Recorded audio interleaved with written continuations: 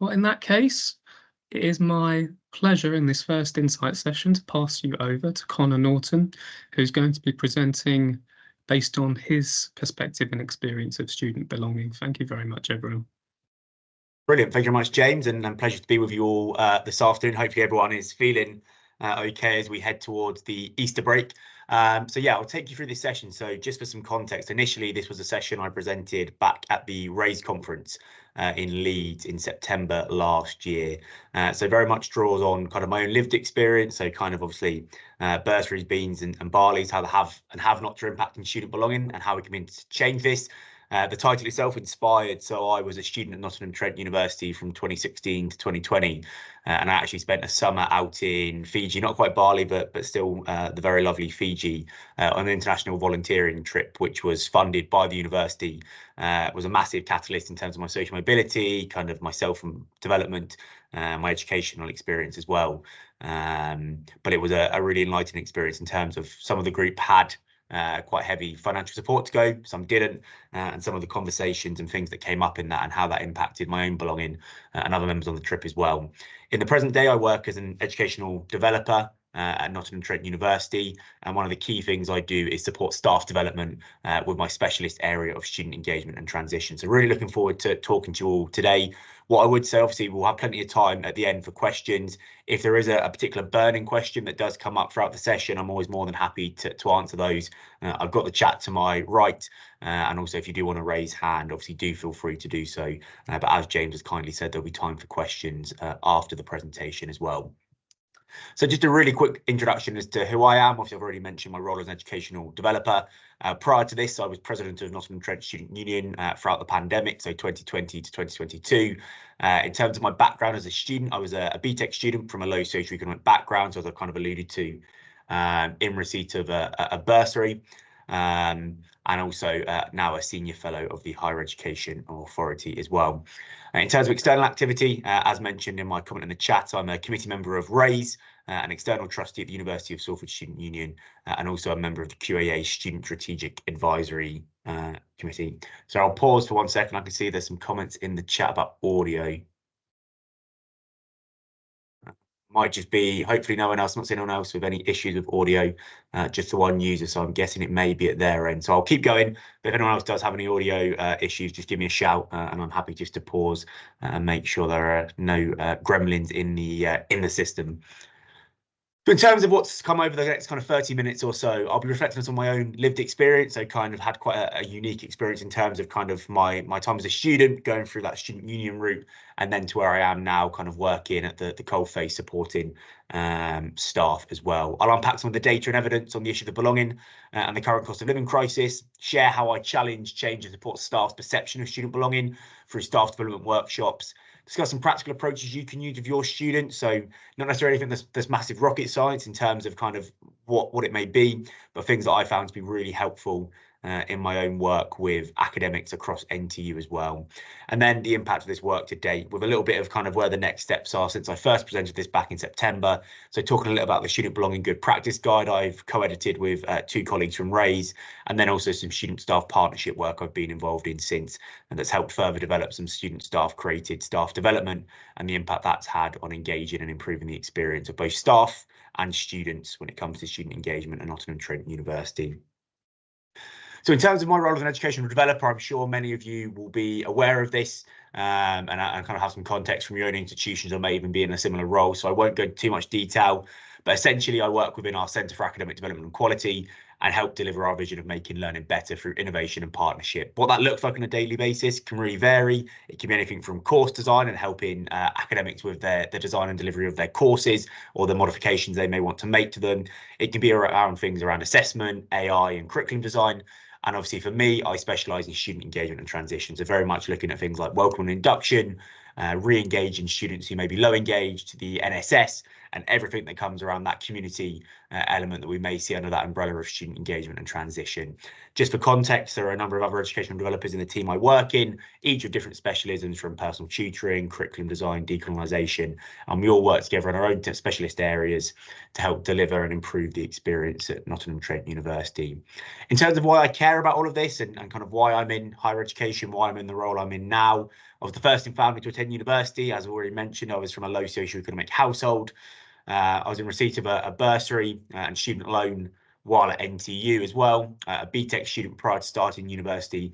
So all of these different things combine to mean that when we look at the evidence, when we look at the data sets, statistically, probably less likely to be successful, less likely to be where I am today. I was really proud to graduate with a first class honours degree back in 2020, but there were quite a lot of barriers kind of in my way to success and kind of some of my peers as well. What I would say, and a lot of the things I'll talk about over the next kind of 25 minutes or so, you don't have to have had these direct lived experiences. You don't have to have been a BTEC student. You don't have to have been in a receipt of a bursary to care about these issues and to want to make a difference. It's just the background I've had and what's kind of inspired me to do the work I do on a daily basis where I am now. So just really quickly in terms of some data and statistics, I won't go into massive detail. I'm sure all of you on the call are very well versed in student engagement in higher education. But the figures when it comes to some of the challenges that we're seeing students face, and one of the things I always find really helpful, just for some context, when I am delivering some staff development, is often one of the things that really shocks me even to this day is when I speak to a lot of academics and professional service staff in the workshops I provide. These statistics can still be quite a shock to them. I think they don't necessarily realise quite how difficult it is to be a student right now in 2024, whether that be around cost of living for accommodation, whether that be for energy and heating, or whether that be for affording food, transport, and everything else that comes with the broader student experience, and what can be kind of key components in facilitating that sense of belonging when it comes to being in higher education as a student in this day and age. In terms of some of the key figures, in terms of various pieces of research that have come out kind of over the last couple of years, obviously 9 in 10 students worried about money, 33% of students from working class families having skipped meals to cut costs, and 23% of students reporting that they've missed a deadline or asked for an extension in order to work. Obviously, you'll all know this when we talk about belonging, when we talk about a dip in engagement and attendance. These are all factors that are contributing to that dip in engagement and that dip in a sense of belonging that students are feeling, whether they be at Nottingham Trent University, whether they be at other institutions that you may be representing here today as well. Really importantly, about half of undergraduate students have missed classes in the 2022-23 academic year in order to do paid work. And one of the things I'll talk about a little bit later, but just for some context, I'm currently involved in a research project with undergraduate student representatives, so course reps, to the reason as to why they have not been engaging, them and their colleagues and peers have not been engaging in lessons since COVID-19 pandemic. And that is one of the things we often saw come out of the research, was that paid work was one of the biggest reasons that people weren't engaging with their lectures. And also then as a result of that, they felt that with the offer and provision of online content, that actually they were always prioritising paid work because of the various commitments to family, to accommodation, to food, to heating, eating, that they may have needed to prioritise over their academic study. In terms of student success and transition, obviously the majority of articles don't explicitly define student success. There's various different kind of versions of student success that are defined across the literature. But the Higher Education Act defines success as simply completing the degree programme. And I think really important when we talk about the various aspects of student success and we talk about graduate outcomes, we talk about NSS, one of the things I found really enlightening when you actually speak to students and you have that conversation with them, just finishing their degree is success. They're not necessarily bothered about the 2-1 or the first or 95% attendance or maybe getting kind of a really good award at the end from the student union for being the most engaged course rep. For them, in their own context and their own personal lived experience, success is getting to that stage, getting that certificate, getting that photo for the mantelpiece, and getting what they need to further them in their career, to kind of achieve a lifelong ambition of kind of receiving a degree, whatever it may be for them. That is their version of success. And I think that's really important. That obviously in our institutions, we're all driven often by certain versions of success and good degrees and good outcomes. And yes, that is important, of course. But actually, what our students deem as success really importantly, have that conversation with them if you work in a student-facing role and understand what does success look like for them and how can we help them reach that. Really important when we think about how we actually set the context of when we're trying to motivate our students, when we're trying to understand why they engage, why they don't engage, having that understanding of success is really vital. So yeah, transition and success looks different for every student. Really importantly, in the context of kind of student belonging, when we look at those from more disadvantaged backgrounds, obviously in the UK, we have lots of conversations about social mobility and the importance of it, how well it can work at times. But actually what that can look like in practice for a working class student when they enter these middle class environments of university, it can be a real challenge. I'd say many of you on the call may have your own personal lived experience of this. I think for me, obviously, I mentioned an international volunteering trip. There were some interesting conversations from those who are maybe more well off on the trip many years ago in terms of how those of us who were in receipt of bursaries were taking up spaces for those who could afford to pay and give more money to the charities and the causes that we were supporting, which, as you can imagine, provided some interesting debate and discussion. And of course, many of you, I'm sure, will be aware of various conversations in your university yourself around ski trips and those who would go away at Christmas and Easter on the university ski trip and various other things when you may have been working in your local community job, coffee shop, restaurant, whatever it may be, and some of the challenges that can give for students when they move into these middle class backgrounds and how they can navigate them in a successful way. So in terms of what I've done personally, obviously drawing from kind of quite a vast pool of lived experience, I've already given some of the background in terms of as an educational developer, what I've done with staff development. I thought it was really important to actually embed that into the training and the development opportunities that I gave staff to really try and get their thinking into the mind of our students. How do they think? How do they experience things? And how importantly can they use that to influence them and make some positive interventions to support student success, transition and engagement. So in terms of the workshops I offer for staff, just for some context, there's 6. So when this workshop was first delivered, there were 4. Designing for student transition, which is very much around supporting academics when they think about actually designing and they have an overarching view of their welcome and induction period, whether that be their September starters or their January starters. Supporting student transition in your classroom, so very much for those that maybe have limited control, you're just delivering a module within a wider kind of cohort, but you still want to have some say in how you design and support transition of all students, not just into first year, but first into second year, particularly as well, that transition. One of the things I often focus is when students may have gone a year in industry, how we transition them back into their final year of study. We're engaging low engaged students, so you may be aware that Nottingham-Trent University has quite a comprehensive analytics system and student dashboard. This workshop was very much around how academics and professional service staff can use that dashboard successfully to monitor student engagement, to realise when an intervention is needed, and then importantly, to actually use the right type of intervention to support our students. Building community in your classroom, very much around actually, as it says on the tin, how you build that sense of community, how you can help to encourage students to make connections, to build friendships, whether that be international students or home students, whatever the context may be, but really important in how they can do that in a successful manner. Engaging postgraduate students came out of, as probably no surprise to many of you, an increase in postgraduate and international students studying across UK higher education, but particularly obviously at NTU in our own given context, and then working with students as partners. So this one was really born out of the fact that many of the people that would come to my workshops and still do are highly engaged. They have lots of reason to want to help their students. They're passionate. They have ideas of how they want to take partnership working further. And this workshop is really geared around actually, okay, if you've got that group of engaged students or engaged student, how can you work in partnership with them on student voice, on research projects, on scholarly activity, on disseminating information to conferences, to networks like Raise, and really how you can go about doing that in a successful way under the banner of various student engagement frameworks. So some of the key details of the workshops that I kind of talk through some of the reasons why it's been successful. There's been over 50 workshops delivered, both general and bespoke, since September 2022. All of the workshops are 1 hour in length, so really key in terms of if anyone is thinking about doing this in your own context. The aim of them all is to be accessible. They take place often over lunch times, so people can come to them, they can engage in a way that works for them, and it works within their busy schedules as academics or professional service staff.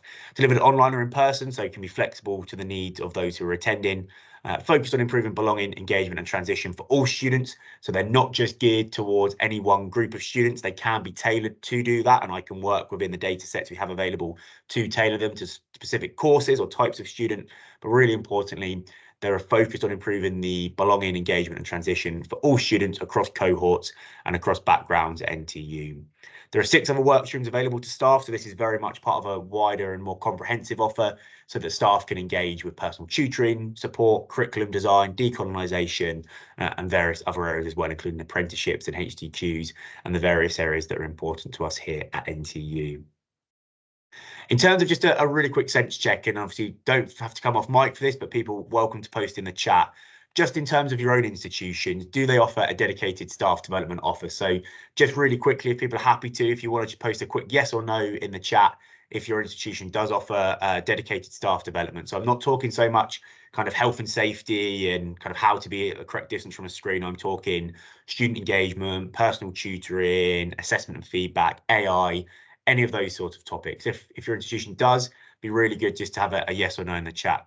Brilliant. I can see Iola, thank you very much and good to see you here. Helen, yeah, amazing. It's complicated. Yeah, that's not a problem as well. That is also a completely valid answer, and I know that can be the case. Amazing. So I can see a few coming through. And then just another one, have you engaged with it since 2023? So in your own personal kind of capacity, is it something you've engaged with? Amazing to see some yeses, and I expect no less from you're all here on the buddy scheme, so I'd have no doubt that you'd all be super engaged and kind of top of the class colleagues as well, which is fantastic. And then just finally, again, feel free to post in the chat on this. If you've attended a staff development opportunity over the past kind of year, 12 months, but were distracted by emails, pressing deadlines or other commitments, which obviously is one of the biggest challenges I personally find when delivering this sort of staff development. But equally, I'm guilty of it as well when I've been on sessions run by colleagues where it can be a real challenge, and many of you may even do it today, and that's not a problem, where you see it as an opportunity, you can do something else, you can engage in some other bits and bobs, or you're kind of called to support a student, a colleague with another challenge. Okay, amazing. Well, thank you very much, everyone, for posting in the chat there. I can see kind of lots of yeses, hell yes, all the time as well. That's not a problem. And just for some context, that was one of the things I was really mindful of and have to be really honest with, that I've done it myself. I still do occasionally. I fall into that trap. So when I was designing this staff development, it had to be something that was engaging for staff, and it got them thinking, it got them talking, and I was really clear in what I expected of them. So if I was expecting them to come to a session for an hour and it was cameras off, listen if you want, make notes, look at your emails, have a cup of tea, have a coffee, have your sandwich, I was clear on that. If I wanted them to go into the dreaded breakout rooms and kind of small groups, I was clear with them and they knew what to expect before they came, so I could give them the session they expected and they could engage in the way that I expected. So in terms of some of the challenges, obviously, I've alluded to that a little bit already, but there was often too much pre-work or pre-reading that people would be engaged with. The length and timing of session, so often putting 2-hour sessions on a Wednesday afternoon, on a Friday, on a Monday, when it didn't work for people. I work with a dedicated school, but I am still very much viewed, as my colleagues often are, as someone from outside of the school. We're often seen as the fun police. We come in to help them rectify a problem, to help them with the quality side of things, which often can be seen as kind of telling people off and you need to follow rule X and rule Y. People are reluctant to give up their time if they didn't know they were going to get a high quality offer and something of quality to them. Some concerns about receiving generic information as well. So actually, what is this going to add to my expertise, and some of that challenge that you can get with academics often. Unclear expectations of engagement with the session, as I've already alluded to. Anxiety regarding sharing concerns or failings. This was a really big one we had, where people really didn't feel safe and comfortable entering a space where we were asking them to share, what aren't you as good at? What do you feel is a challenge? What are you struggling with? What do you feel maybe you need some support with? And people felt really reluctant to do that. And then finally, which is age-old problem, staff becoming the same students they would bemoan for not engaging when they enter a learning space. And I've just finished my PG Cert. I was guilty of it as well. I'd sit in a room of 50 professional service and academics, and often we would all revert to how we were as students. People would be checking social media, you'd be kind of counting down the hours until you'd finished, all of these different things, and that's fine. Being honest about that is not a problem. So addressing the problem, there was various different things I did, and one of the things I can do is obviously I'll share some of this with you afterwards if you do want to kind of see some more detail. One of the things we created was a school staff development league table. Really importantly, we didn't name people, so we didn't say there was no shame in certain people for attending. But one of the things we found really helpful was our deputy deans were very competitive. They wanted their school to be the most engaged and top of the table.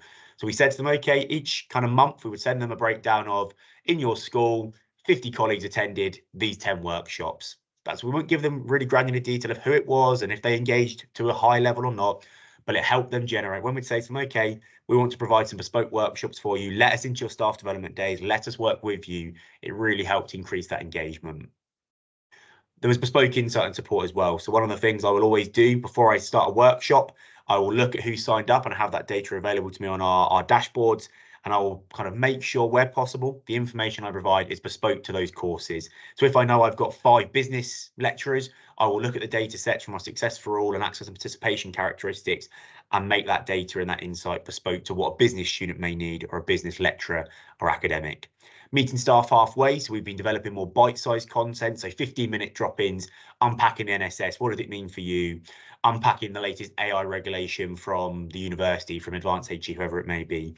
Clear expectations as well. Everyone, when they sign up to one of my workshops or one of my colleagues' workshops, will be given a clear breakdown of what is expected of them. So if we expect cameras on and mics on and that usage, that is made clear to them. If there is pre-reading, we tell them the exact expected reading time of that, where it's required within the session and what they'll miss out on if they don't engage in that. That's been really well received by academics and professional service staff who attend because they know where they stand and what they need to do. We build our offer into existing staff development days more, which have been really successful. So we brought ourselves to the academics, to the professional service staff, to the technicians. Bite-sized sessions at suitable times. So we've reflected and I've reflected on when we offer these. Developing staff confidence as well. And I'll talk about some of the ways in which I've built some scholarly practice groups to do this. And then framing through lived experience as well. So one of the things that I found really useful in my own personal context, because lots of what I deliver to academics and professional service staff is through my own personal experience and what I've lived through and what I've had kind of happen to me, both good, bad, and indifferent, people really respond well to that.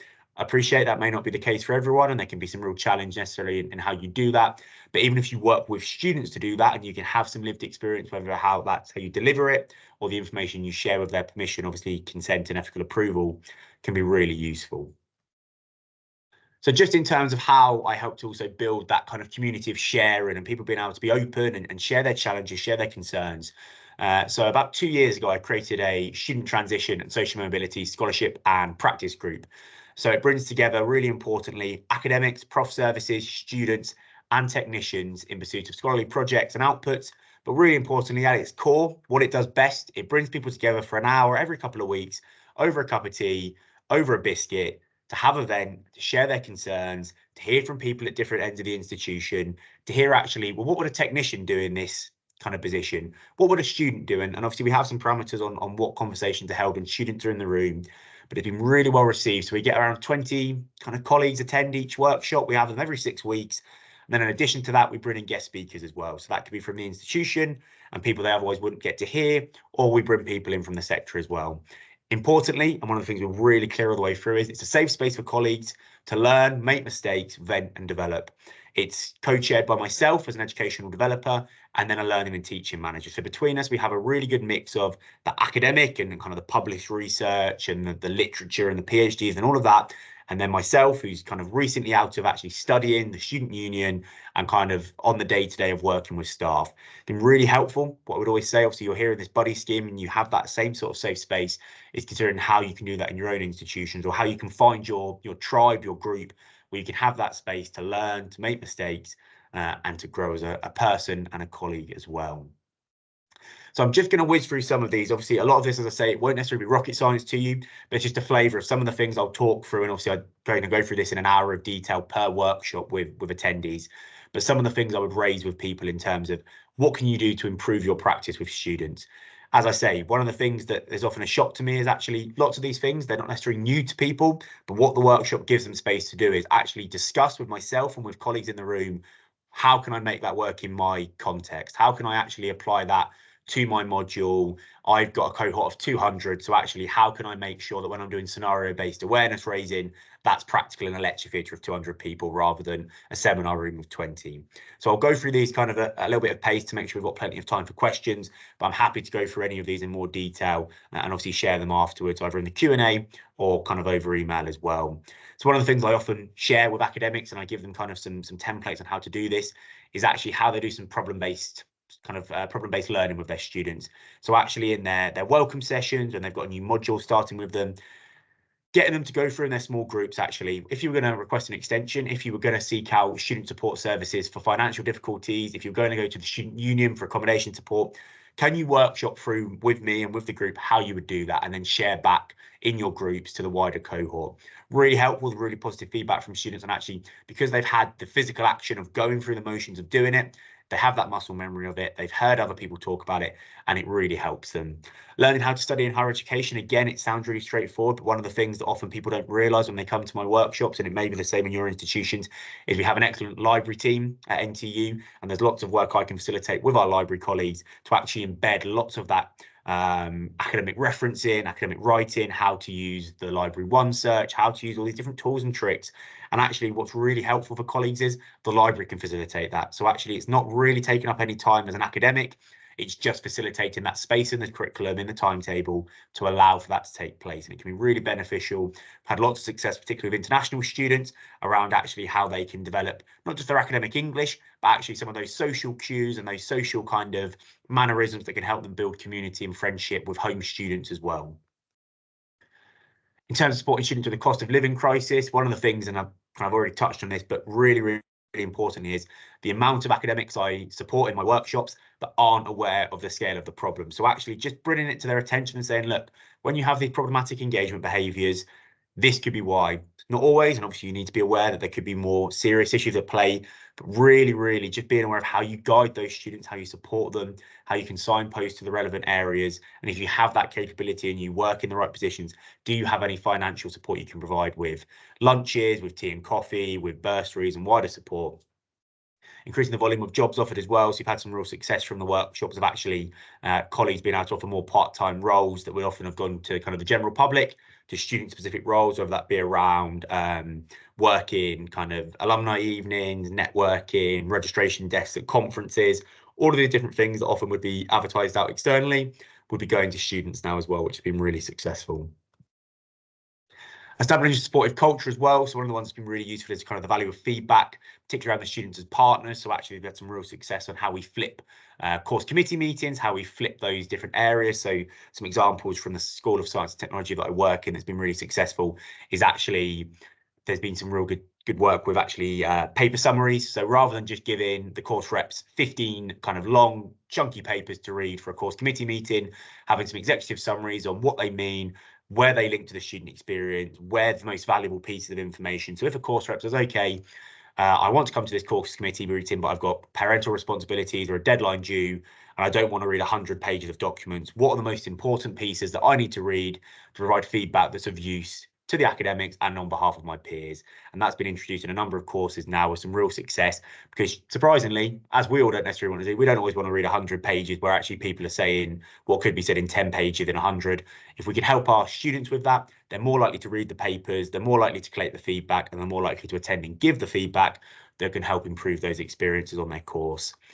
Considering the space we're in as well, so actually had some success from workshops of actually working with academics in terms of how they remove some of that corporate nature and cold feel into their spaces, so adding a personal feel and making it feel like it actually belongs to a group of students. It belongs to students that are on an art and design course or a health and professional course, whatever it may be. It has that sense of personalization. There's pictures of students on the walls, there's examples of past student work, of presentations, of research projects. It feels like it belongs to me as a student, rather than any corporate university across the UK that doesn't have any identity or sense of self.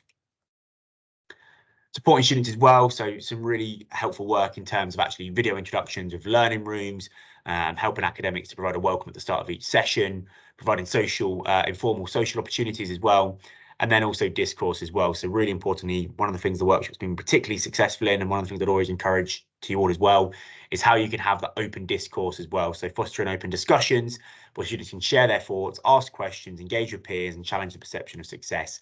One such way we've done that at NTU is with our student mentors. So one of the things I encourage from the workshops, and again, had some real success with, is if you feel that maybe actually your students don't want to share in front of you for various reasons, if you've got student mentors available to you or course representatives, whatever it may be, leave the room, say, okay, I'm going to have some whiteboards around the room, I'm going to have a Padlet, I'm going to have a Mentimeter, whatever you want to use at the digital space or a physical space. Brief your mentors or kind of whoever the figure may be in this case. Say, okay, I want you just to start some conversation around, when I was in my first year, I was really anxious about finding accommodation in second year. I was really anxious about not understanding how to reference in an academic manner. I was really concerned about not being able to make friends. Get the ball rolling. The students then 9 times out of 10 are more inclined to open up. They've heard their peers, people who are maybe in their second year in a different cohort to them, share some concerns, share some problems. You can then come back into the room and you go, okay, right, well, I can address that. I can take this problem. You can go here for this. And straight away, you can start addressing problems, fixing what needs to be fixed. And importantly, if you can't do it straight away, you can say, okay, well, I'm going to go off and I'll come back to you and listen to your feedback. Kind of your voice has been heard, and I'll tell you what the answer is in a week, a month, whatever it needs to be. So in terms of some of the impact, and I'll whiz through this just to make sure we've got plenty of time for questions in terms of kind of some of the success we've had from the various kind of analytics we use within the workstream I run to collect feedback. There's been over 400 academic and professional service colleagues attending workshops since September 2022 across 50 general and bespoke workshops. Of that, 97% have said that they will utilise the knowledge and skills developed during the workshop within the next 6 months. 95% rated the workshops as very engaging. And then kind of, I won't read these aloud, I'll just give you a moment to take them in, but just some feedback from colleagues who've completed the post-survey feedback forms that really is pleasing to hear from my point of view.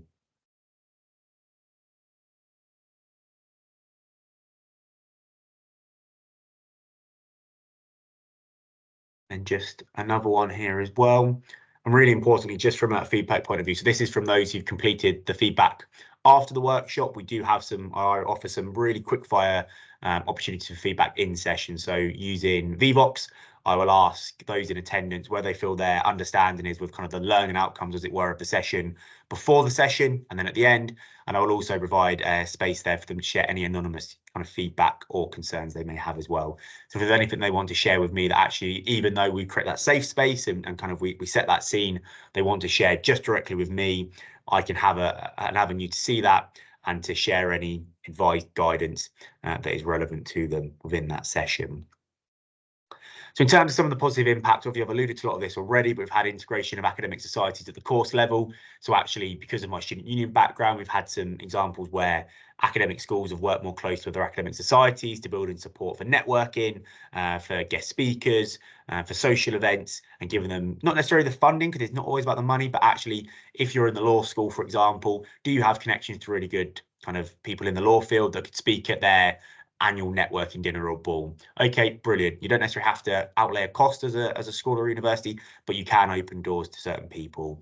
Enhanced cross-year peer-to-peer mentoring, as already mentioned, giving staff insight and awareness of the key barriers students face of engagement and how to consider this, and then safe spaces as well for student fear storming and constructive feedback to cause problems as well. In terms of what next to further develop this, so I'll kind of just touch on some of the things that have happened since. I think this is probably one of the kind of pieces that I'm always most proud of in terms of our undergraduate student emotional life cycle. So this is a resource that is shared with anyone who attends my workshops. In summary, this is a general version, so it's across all years. Just for some context, it also exists at year 1, year 2, and year 3, and there is currently a version being developed for international students.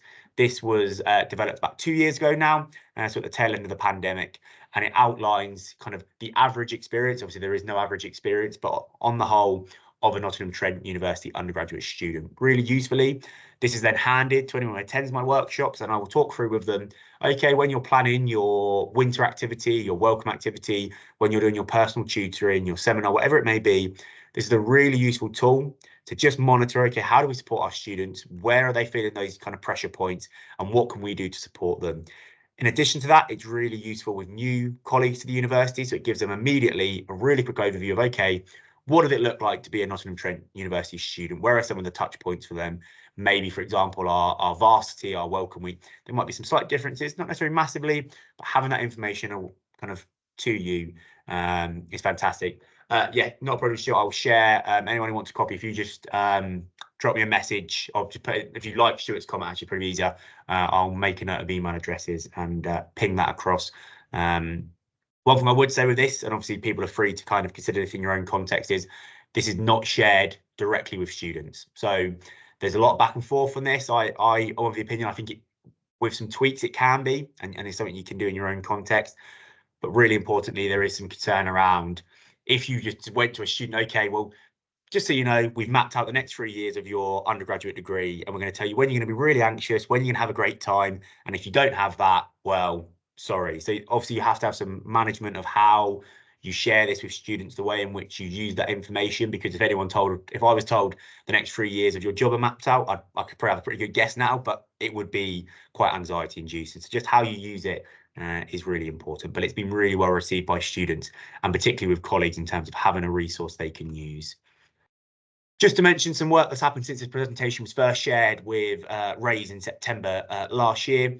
There's been some work I did over the summer months, so it hadn't concluded when the presentation first took place, but I had a student intern work with me for 8 weeks over the summer period, so through August and September. And one of the things they helped me with was co-creating and co-designing the workshops I've just alluded to. So the 2 new workshops were completely co-created from the ground up with a student intern, and the existing 4 were reviewed and refreshed based on feedback from that student in terms of, okay, from your perspective, what would you like to see? What am I needing to be raising? And then when they were with me, they also co-delivered the workshops as well.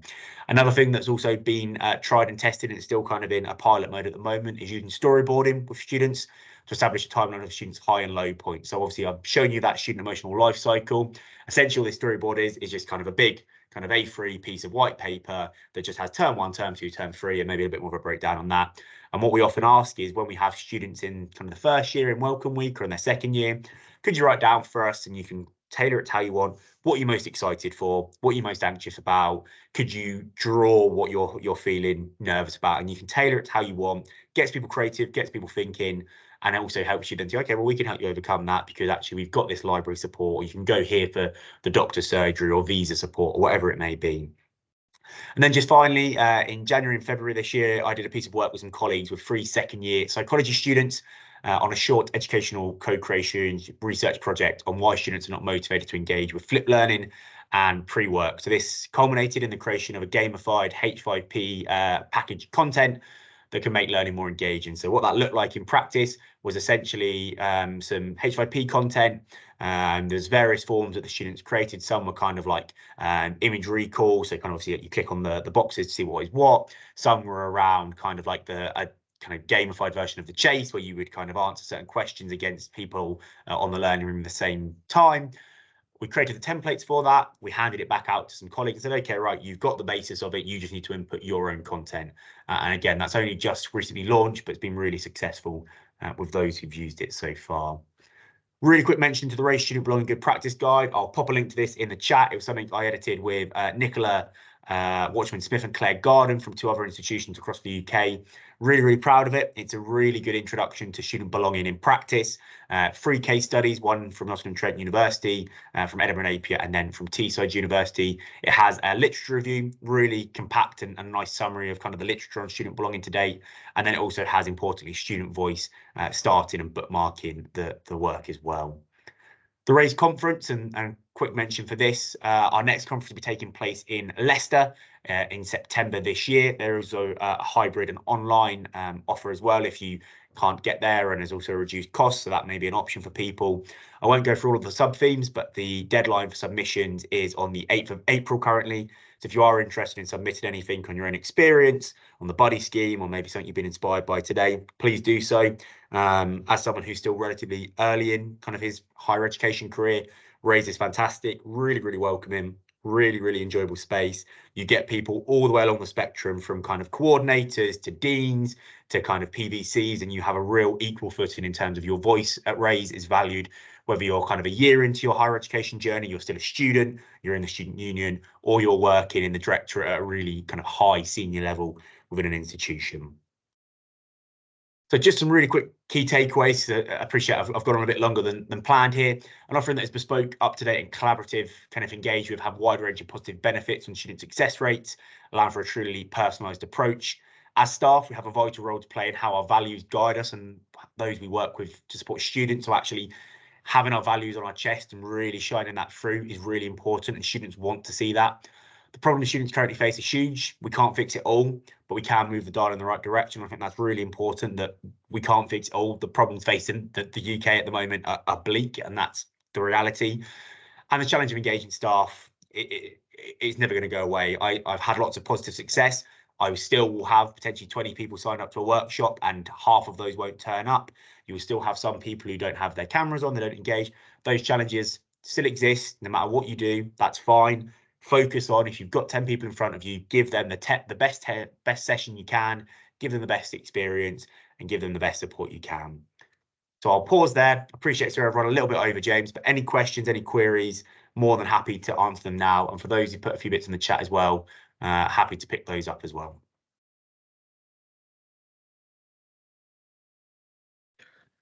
Conor, thank you so much on behalf of everyone here. If you'd like to put your hand up and ask your question with the mic, that'll be perfectly fine. If you want to pop it in the chat and allow Conor to address it there, that's perfectly fine too. We've got about 15 minutes or so. Much the same if you need to head to your next meeting, or you need a break before your next meeting, that's perfectly fine too.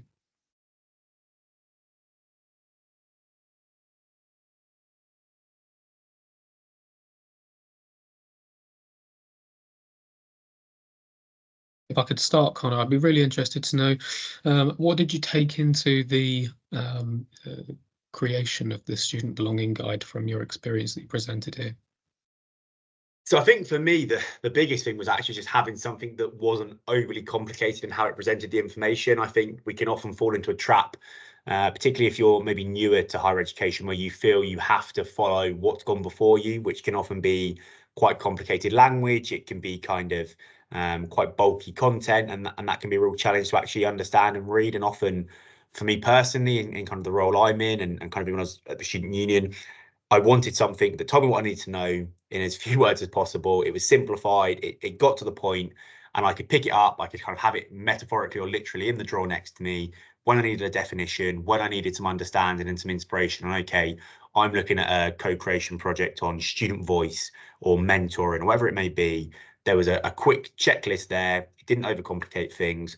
So I think for me, that was one of the things when I worked with Claire and Nicola, we were really keen to make sure it was something that whether you were coming at this as a student or whether you're coming at this as someone with 25 years of experience in student engagement, you could still access it in the same way. There wasn't any barriers to understanding the information that was provided, and it would still be something that you could understand and you could hopefully be inspired by to go off and use.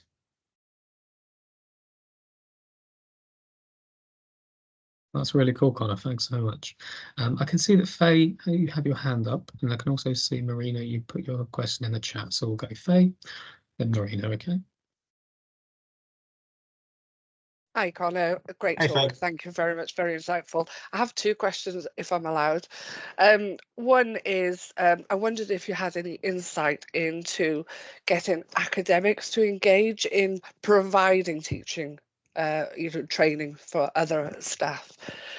And my second question is, I'd like some more information on the details of the undergraduate student emotional life cycle, particularly, how you came to map that out. Did you use any data sets? If so, what helped inform that journey? Yeah, of course. I'll start with the life cycle. So just for some context, it was when I was in my student union days, I was on kind of, it was called the Innovation Capacity Forum. So it's kind of a blue sky thinking group where there was various kind of senior members of staff from the university and the student union. Anyone could put forward an idea. The idea was it could be a little bit more out there, a little bit more kind of wacky. It was something that was suggested by actually one of our graduate interns at the time. So one of the graduate interns from the university had suggested, actually, while we've got all these students online in COVID, they can't get out, why don't we actually map what it would look like to have your full experience as a student? From that, there was a piece of work, so the graduate intern led it, I then provided support from the student union. So we conducted focus groups with all, I think it's about 30 students at the time. So kind of quite detailed, in-depth, kind of hour-long conversations. There was then some student surveying. So kind of, I think, again, about 100 students responded to that. And then what happened beyond that was the relevant kind of major stakeholders across the university were spoke to. So sport, student support services, to the student union, our global lounge, so kind of where a lot of our international students will interact. And from that, there was some conversation saying, okay, what from your experience, what are you seeing as the most important trigger points? At NTU as well, we have our Centre for Student Engagement and Transition, and they do a lot of work around welcome and induction. They run our mentoring scheme. So there were conversations held with them around kind of when you are working with students on the ground, what are some of the challenges from that? There was then a piece of work done to, okay, how do we visualize this? That was kind of co-created with students. So there were, I believe it was two art and design students who were kind of studying graphic design. They then created it. There was some back and forth on, okay, how do we make this look the way we want? From that, it then went through various stages of approval, as you'd expect, in terms of, is there anything in here that's overtly sensitive? Does it touch on the right points? And then from there, it's a published resource that all of our staff can use as and when. And then there's now a piece of work to basically go through that same process, but for international students as well. And then I think just on the question around kind of academics supporting each other, it's difficult. I think the thing I found I've had some success with is find those people who you can kind of use as champions. So I mentioned the kind of teaching and learning group I co-chair, and the learning and teaching manager there is a really kind of active practitioner in terms of their teaching, but they're also really passionate about helping others, developing scholarship, developing practice for others. By bringing them on board, they've then actually been able to help inspire and kind of cultivate an environment for others to feel that actually this is part of my role. There is value to be added here. And they've been really good at actually sharing. Yes, you're helping your students, but from a slightly more selfish point of view, there are still ways in which you can do this that help your own personal standing, whether that be around recognition as staff and actually moving up kind of teaching and learning pathways, whether that be around publications and kind of the conference circuit. So that's been really useful, and having someone that I've worked with who's helped kind of champion to others that, yes, you obviously want to do this to help our students, but if you also want to appeal to people's personal kind of motivations as well, there is still something in it for you that you are going to get reward and recognised beyond kind of what you would for research and scholarly practice.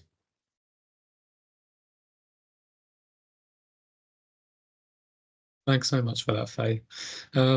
And Conor, Marina asked, what are your thoughts about mattering? Marina has heard that this is more important than belonging. Yeah, I think for me, it's either or. I think in terms of mattering, I think in the way in which we see universities now and the sheer scale of them, it is vital. And I think actually, obviously, you'll have probably seen it yourself, Marina, students being forgotten, and actually that can be a real challenge. And one of the things from the piece of research I mentioned earlier with kind of student reps and their peers' experience since COVID, there were some quite harrowing examples where students shared were actually they could go a week without having a kind of a meaningful conversation with someone and feeling like someone had cared beyond a hello, thank you when you're ordering your coffee or your lunch kind of on campus, that people really didn't feel like there was someone there who cared for them, who wanted to make sure they were acknowledged and recognised. So yeah, mattering is really important. I think it's a challenge as we see more increases in staff pressure and kind of staff time. Who that sits with is a real challenge, and I think it's something I often kind of tussle with myself around. We're expecting more and more on academic staff to take that pastoral role and that kind of care and support and make sure students are supported and feel like they matter. And yes, I think that is a key part of an academic's role, in my personal opinion. But equally, I also appreciate that the resource and the time to do that for academics isn't kind of, the supply and demand isn't there. So it is a real challenge in terms of how we can do that successfully. Excellent. So what's next to the buddy scheme? This has been the first insight session we've had. Next insight session that we've got available will take place on the 29th of April. So significantly more time to get it in the diary and prepare than the first session. And that will be held by Tom Lowe, chair of our RAISE network and senior lecturer in higher education at the University of Portsmouth. We're going to keep the same time for that session, 1 p.m. to 2 p.m. Try and keep it that lunch and learn vibe and give everyone the opportunity to attend either at the start of the afternoon or during their lunch break.